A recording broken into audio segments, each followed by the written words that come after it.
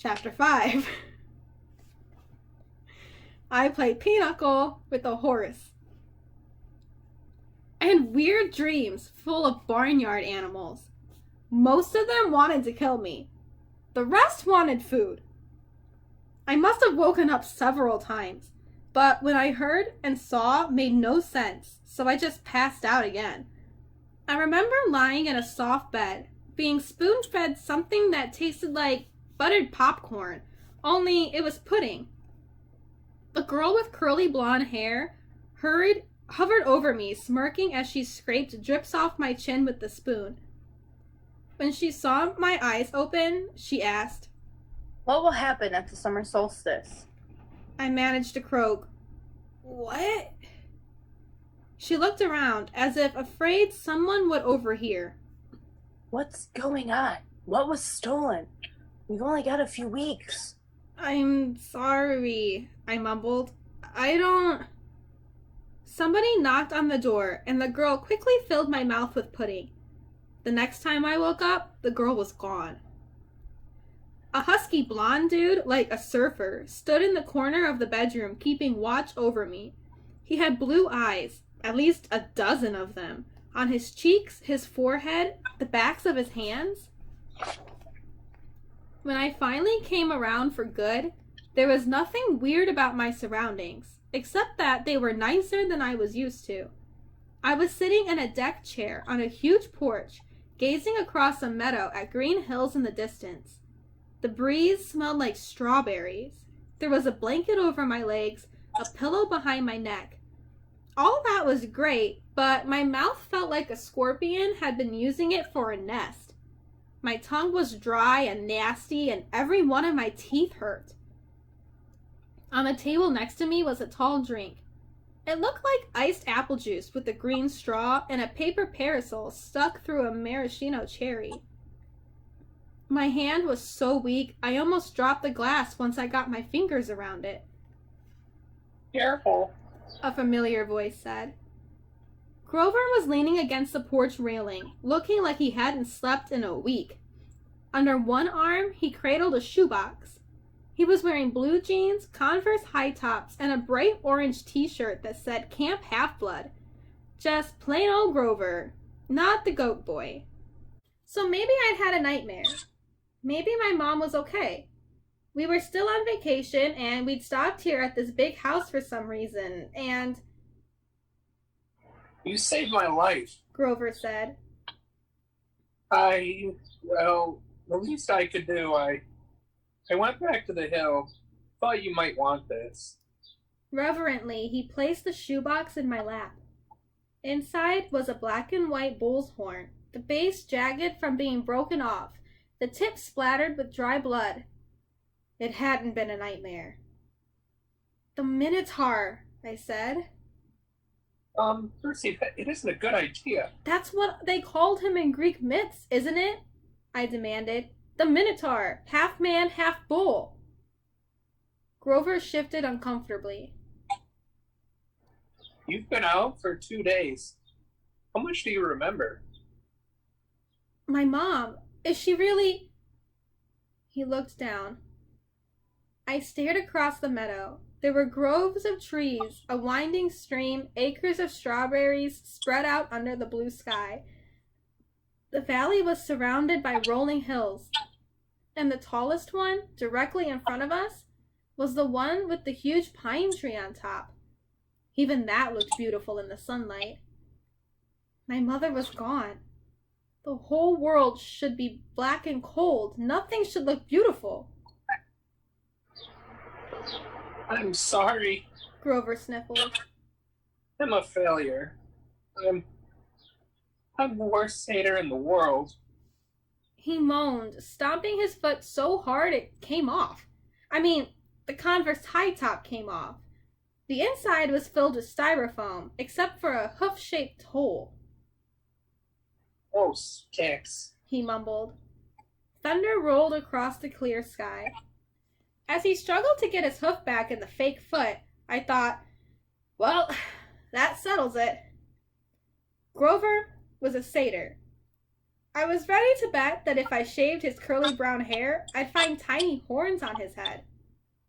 But I was too miserable to care that satyrs existed, or even minotaurs. All that meant was my mom really had been squeezed into nothingness, dissolved into yellow light. I was alone, an orphan. I would have to live with Smelly Gabe?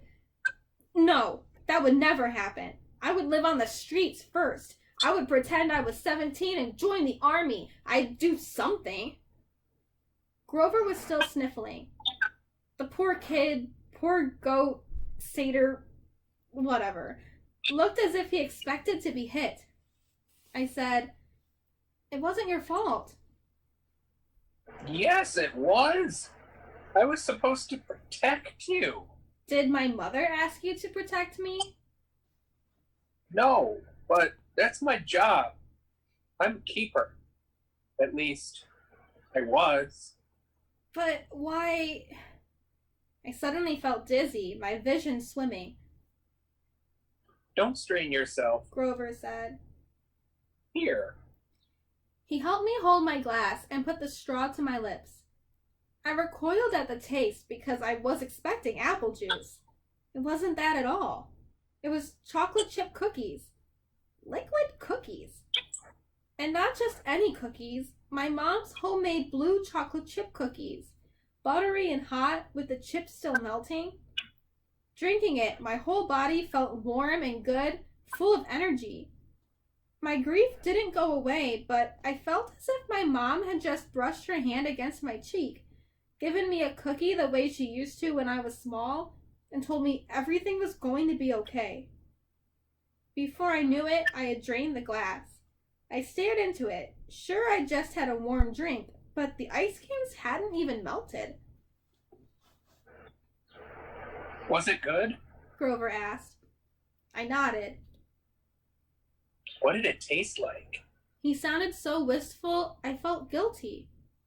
Sorry, I said. I should have let you taste. His eyes got wide. Oh no! That's not what I meant. I just wondered. Chocolate chip cookies, I said. My mom's.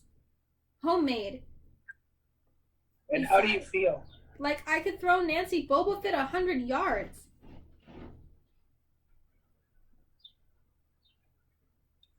That's good, He said.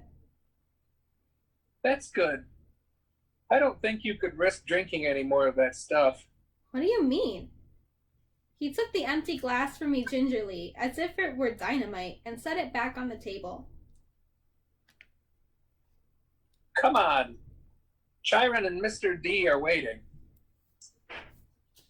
The porch wrapped all the way around the farmhouse. My legs felt wobbly, trying to walk that far. Grover offered to carry the Minotaur horn, but I held on to it. I'd paid for that souvenir the hard way. I wasn't going to let it go. As we came around the opposite end of the house, I caught my breath. We must have been on the north shore of Long Island, because on this side of the house, the valley marched all the way up the water, which glittered about a mile in the distance. Between here and there, I simply couldn't process everything I was seeing. The landscape was dotted with buildings that looked like ancient Greek architecture. An open-air pavilion, an amphitheater, a circular arena, except that they all looked brand new, their white marble columns sparkling in the sun. In the nearby sandpit, a dozen high school-aged kids and satyrs played volleyball. Canoes glided across a small lake.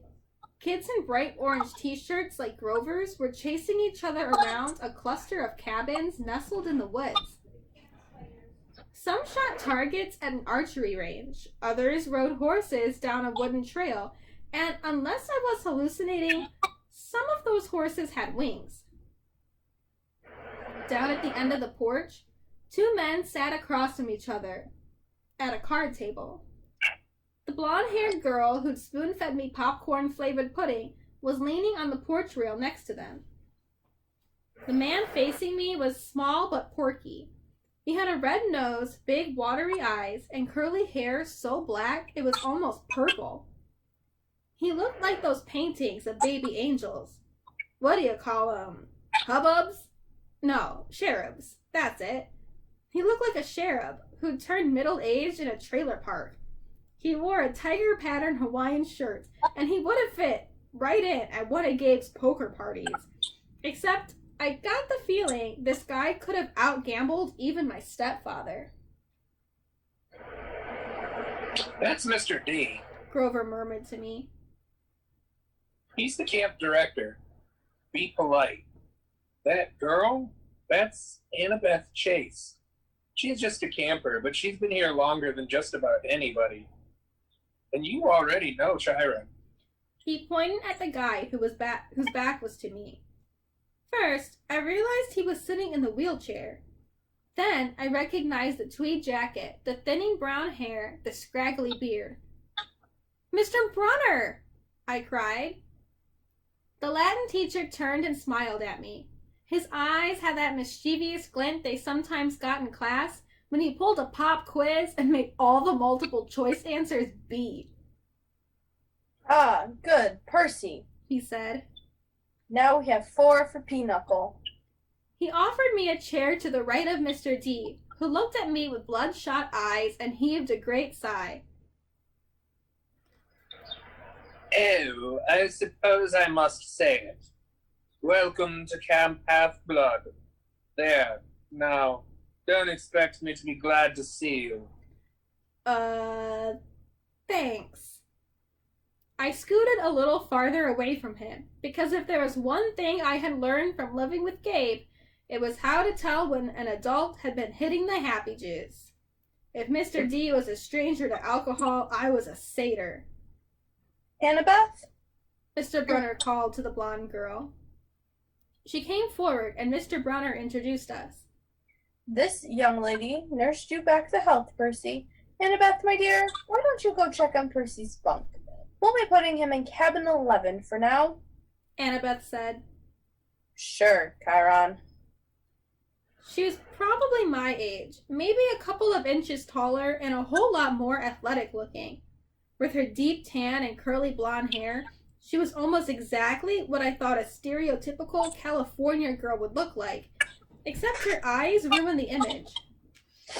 They were startling gray, like storm clouds. Pretty, but intimidating too, as if she were analyzing the best way to take me down in a fight. She glanced at the minotaur horn in my hands, and then back at me. I imagined she was going to say, "You killed a minotaur," or "Wow, you're so awesome," or something like that. Instead, she said, You drool when you sleep. Then she sprinted off down the lawn, her blonde hair flying behind her. "So," I said, anxious to change the subject, "you, work here, Mr. Brunner?" Not Mr. Brunner. The ex-Mr. Brunner said. I'm afraid that was a pseudonym. You may call me Chiron. Okay. Totally confused, I looked at the director. "And Mr. D, does that stand for something?" Mr. D stopped shuffling the cards. He looked at me like I just belched loudly.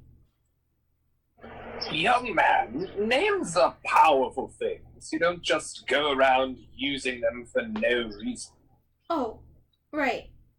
Sorry, I must say, Percy, Chiron Brunner broke in. I'm glad to see you alive. It's been a long time since I've made a house call to a potential camper. I'd hate to think I've wasted my time. House call? I'm here at Yancey Academy to instruct you. We have satyrs at most schools, of course, keeping a lookout. But Grover alerted me as soon as he met you. He sensed you were something special. So I decided to come upstate. I convinced the other Latin teacher to take a leave of absence. I tried to remember the beginning of the school year. It seemed like so long ago. But I did have a fuzzy memory of there being another Latin teacher my first week at Yancey. Then, without explanation, he had disappeared, and Mr. Brunner had taken the class. You came to Yancey just to teach me? I asked. Kyron nodded. Honestly, I wasn't sure about you at first. We contacted your mother, let her know we were keeping an eye on you in case you were ready for Camp Half-Blood. But you still had so much to learn. Nevertheless, you made it here alive. That's always the first step. Grover, Mr. D said impatiently. are you playing or not? Yes, sir.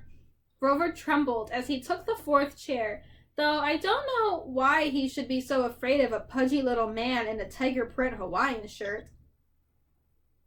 You do know how to play pinochle? Mr. D eyed me suspiciously. I'm afraid not, I said. I'm afraid not, sir. He said. Sir, I repeated. I was liking the camp director less and less. Well, He told me.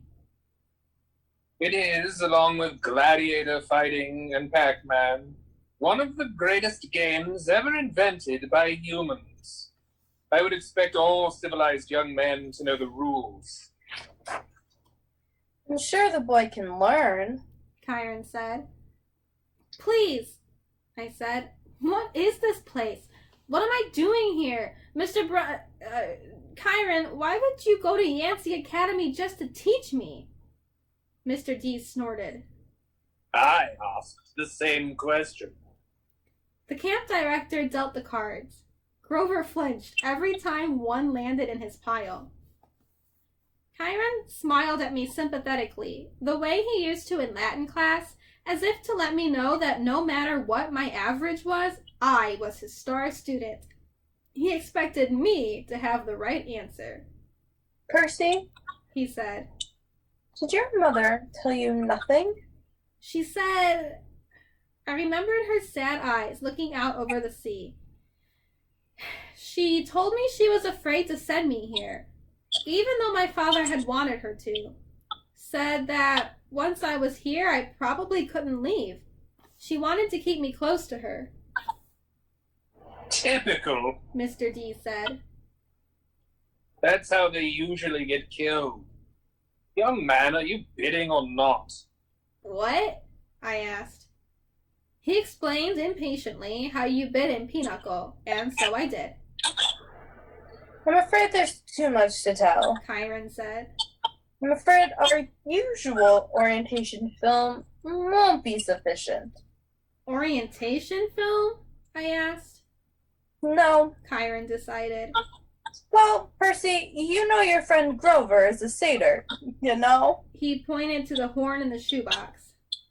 That you've killed the Minotaur. No small feat either, lad. What you may not know is that great powers at work in your life. Gods, the forces you call the Greek gods, are very much alive. I stared at the others around the table. I waited for someone to yell, "Not!" But all I got was Mr. D yelling, Ew, a royal marriage. Trick, trick. He cackled as he tallied up his points.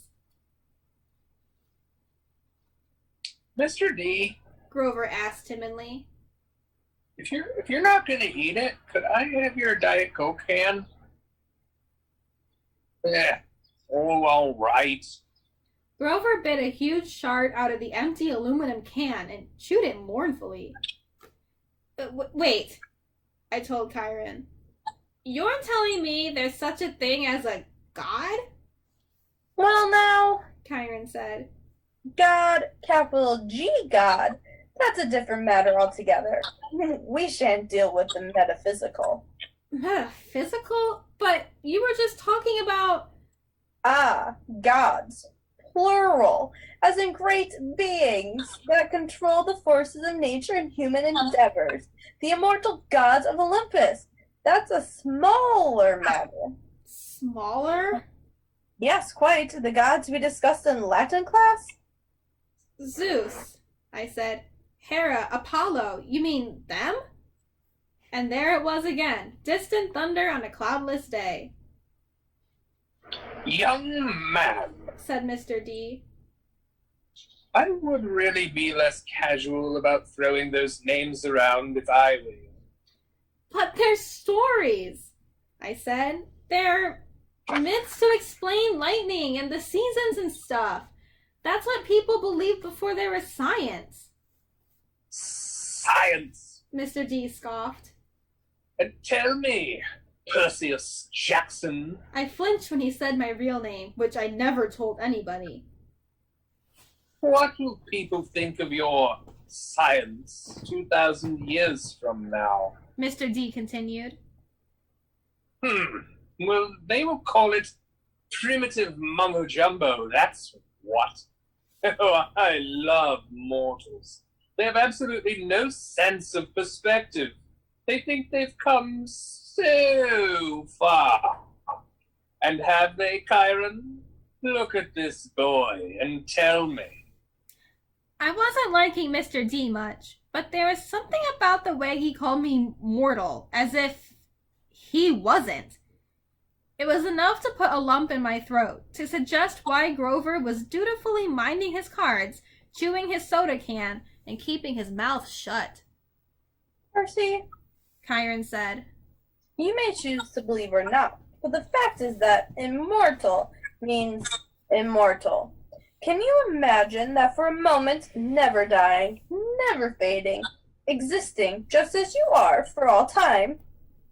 I was about to answer off the top of my head that it sounded like a pretty good deal, but the tone of Chiron's voice made me hesitate. You mean whether people believed in you or not? I said. Exactly, Chiron agreed.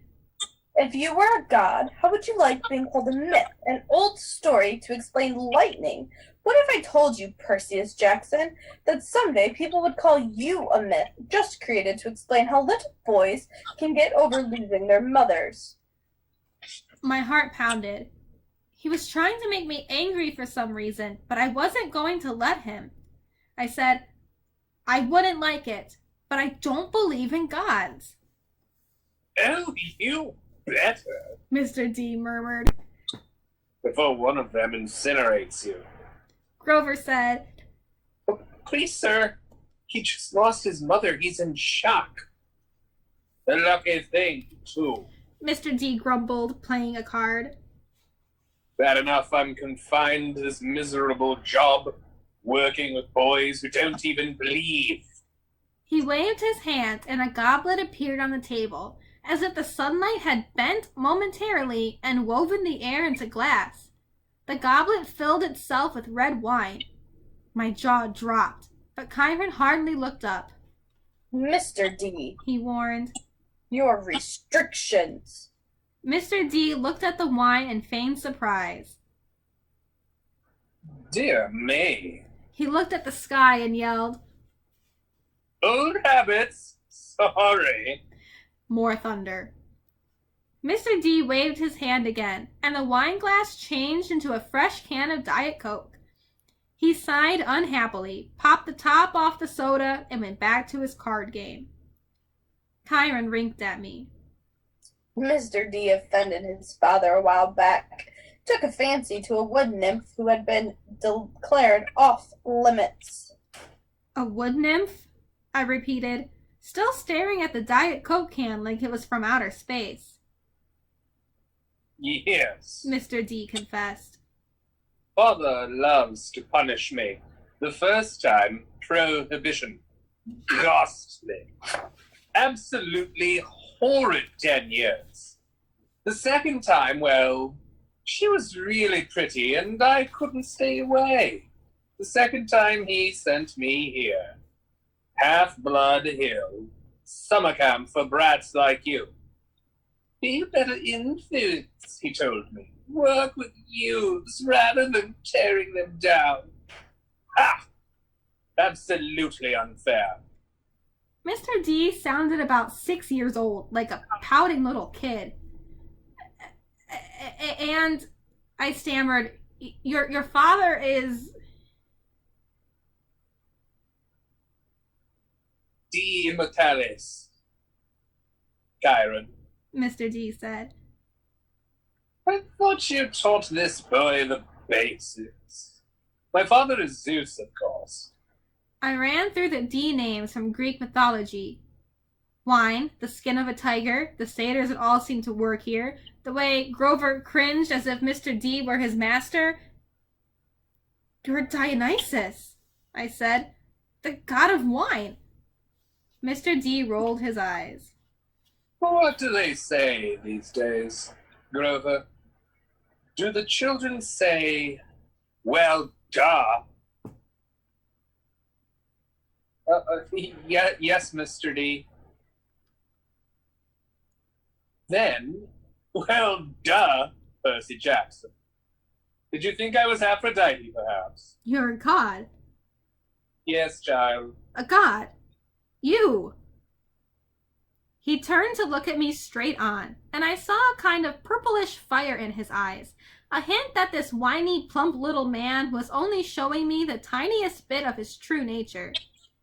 I saw visions of grapevines choking unbelievers to death, drunken warriors insane with battle lust, sailors screaming at their hands turned to flippers, their faces elongating into dolphin snouts. I knew that if I pushed him, Mr. D would show me worse things. He would plant a disease in my brain that would leave me wearing a straitjacket in a rubber room for the rest of my life. Would you like to test me, child? He said quietly. No. No, sir. The fire died a little. He turned back to his card game. I believe I win. Not quite, Mr. D. Chiron said. He sat down as straight, tallied the points, and said, The game goes to me. I thought Mr. D was going to vaporize Chiron right out of his wheelchair, but he just sighed through his nose, as if he were used to being beaten by the Latin teacher. He got up and Grover rose too. I'm tired, Mr. D said. I believe I'll take a nap before the sing-along tonight. But first, Grover, we need to talk again about your less than perfect performance on this assignment. Grover's face beaded with sweat. Yes, sir. Mr. D turned to me. Cabin 11, Percy Jackson, and mind your manners. He swept into the farmhouse, Grover following miserably. Will Grover be okay? I asked Chiron. Chiron nodded, though he looked a bit troubled. Old Dionysus isn't really mad. He just hates his job. He's been, grounded, I guess you would say. And he can't stand waiting another century before he's allowed to go back to Olympus. Mount Olympus? I said, you're telling me there really is a palace there? Well, now, there's Mount Olympus in Greece, and then there's the home of the gods, the convergence point of their powers, which did indeed used to be on Mount Olympus. It's still called Mount Olympus, out of the respect to the old ways, but the palace moves, Percy, just as the gods do. You mean the Greek gods are here? Like, in America? Well, certainly. The gods move with the heart of the West. The what?